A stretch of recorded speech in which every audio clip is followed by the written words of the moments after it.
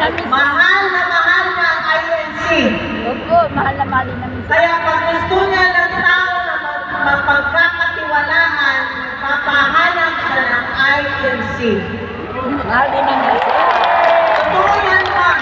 Sir, totoo talaga yan. In fact, nung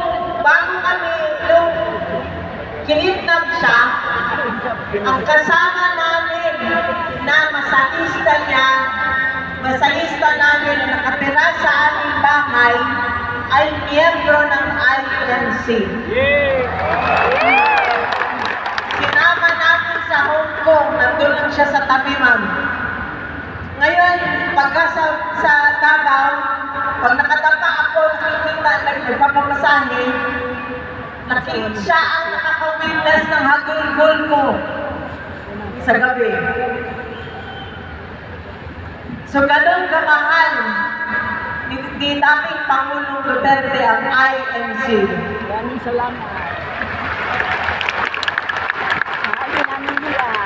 At sa simula pa lang, ma'am, sir, ng kanyang political career, alam yan ng inyong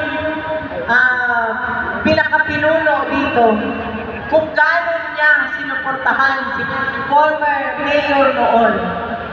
Kaya, nung naimbitahan kami nila congressman na magiging senator Rodante Marcoleta na, malaking pasasalamat po ang pagkakataon na inyong binigay sa amin.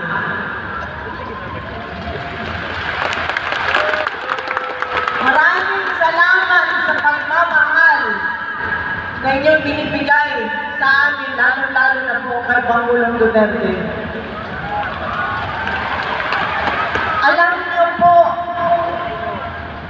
Alam niyo po sa puso, hindi po ako marunong magsinungaling eh. Ayoko po magbilbil ng bangko, ayoko po magyabang.